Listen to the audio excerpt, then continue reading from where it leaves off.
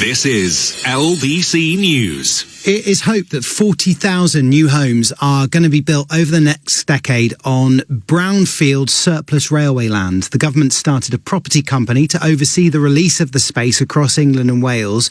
The profits, they say, generated by it will then be reinvested into Britain's railways.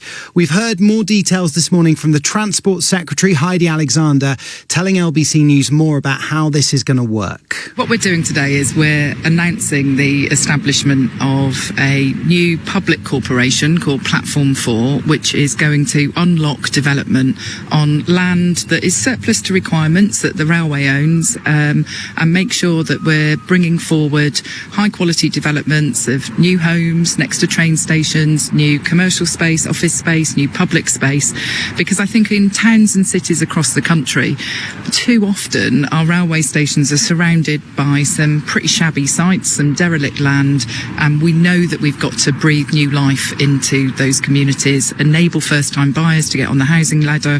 We think that by doing this in a more integrated way, we can unlock the delivery of 40,000 new homes over the next decade. So I think it's an exciting project that we're working on and a bit of a no-brainer, really. They won't be solely for first-time buyers. It will be a mixture of homes, and I think we've got to create thriving mixed communities. So some of the developments will be flats, which obviously if you're a first-time buyer and you're thinking of buying your first home, then sometimes it might be a small flat that you're buying. And when you think about developments next to train stations, if you're building a lot of properties, it makes more sense to build those next to good public transport connections.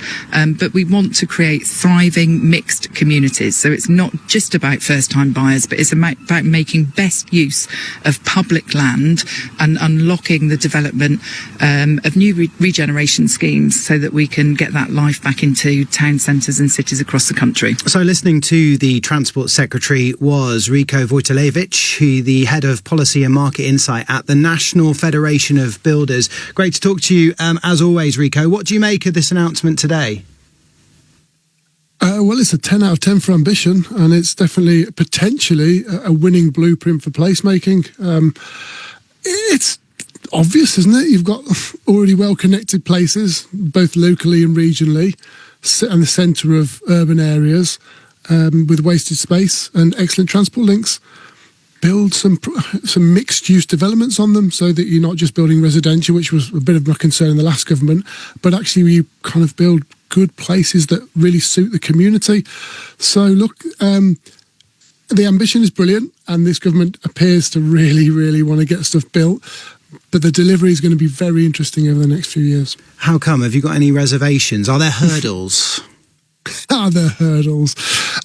Yes, there are hurdles. So look, viability is a real test, especially on brownfield sites. The government's just done a consultation on landfill tax, which, you know, stuff like concrete, soil, rocks. If you landfill that, if this proposal goes ahead by 2030, which, you know, is in that 10-year period, you have a 3,015% increase on the landfill tax.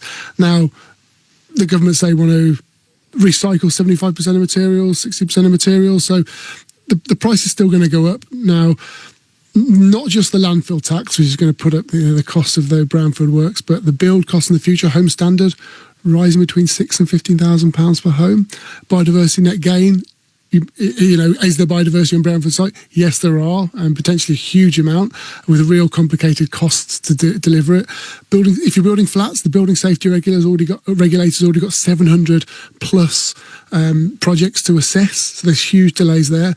Labour's going up in price, materials are going up in price. There's other policies like the building safety levy, slow build-up penalties, embodied carbon and carbon border adjustment mechanisms.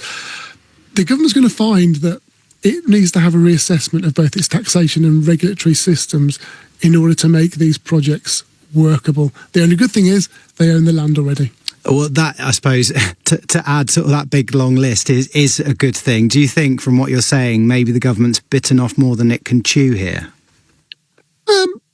Look, potentially so, because I think I've been complaining quite a lot in the last few years because of how the planning system and the buildings, approaches that we UK have kind of really been decimated by that. But this one has really tried, and they've got a lot of headaches and things to unpick still. So we won't really find out for a few years what all that means. Potentially they've bitten off more than they can chew, but unless you are ambitious and at least and a conviction politician, and let's be honest, they may have wavered on other stuff, but planning reform they haven't. The one thing I would say to them is, some of these I've had a look at some of the schemes that they're putting forward in Newcastle. They are actually existing planning permissions that haven't been delivered, and they look like they are just adding a little bit to them. I think there's a problem there, and the problem is viability. They're going to have to build, I call it community density. So you build a really tall block of flats, and you add loads of stuff to it. The Transport Secretary said, flats perfect for first-time buyers. Well, in the continent, they can be perfect for families because they can be split level.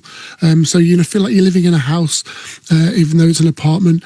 They can be really well designed, having roof terraces or sports pitches on the roof, balconies, feel like a really great place to live. And I would encourage them to do that and focus on that community density aspect so they build tall, and that makes it viable. But most importantly, it means you can add creches and doctor surgeries, underground parking, and all the stuff that communities actually need to function. Employment is always left out of this conversation. Places for smaller businesses to start, because otherwise you risk just making a project that isn't a great place to live, and people kind of get frustrated by that whole high-rise are terrible. The government has an opportunity here to really place-make for the future, and I feel like they're the only government for quite some time that will be brave enough to do it.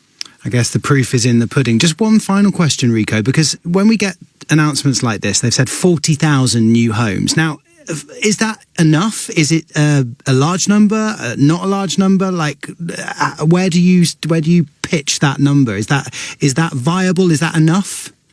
Well, I haven't gone through all the sites, and I need to see all the sites to find out exactly what they're looking at. But look, I was asked this yesterday. Actually, 40,000 is a decent number, because if you think about it, it's 4,000 a year. That would put themselves as a large house builder. It's just one of their house building strategies. They've got the Homes England kind of taking on that £39 billion over a decade period as well. So that's going to be another delivery mechanism. And you could find, if they're ambitious, as I mentioned, with that community density approach, that could increase to more than 40,000. And once you start unlocking these sort of sites, other ones start to come forward. It's an enabler, and people start to think, especially if they're good, actually, we should build more. And you get, no, not that NIMBY, but and not necessarily YIMBY, because I think they're two kind of extremes, but you get people buying into these places and going, actually, I can start a business here. I'd like to live here. My kids can go to school there. And suddenly you create good places. So it doesn't seem on the face of it, 40,000 over 10 years, a massive amount, but it's a Kickstarter, and it's just one of their ideas. So I would say fair play to them. And if anyone has heard me in the past, you don't often hear me being so positive about government announcements. I've identified the concerns and the barriers. I think it's always fair to do that, but let's give this government credit when they deserve it. They're really trying. There we go. That is Rico Wojtulewicz. Thank you so much, Rico, for coming on. Head of Policy and Market Insight at the National Federation of Builders.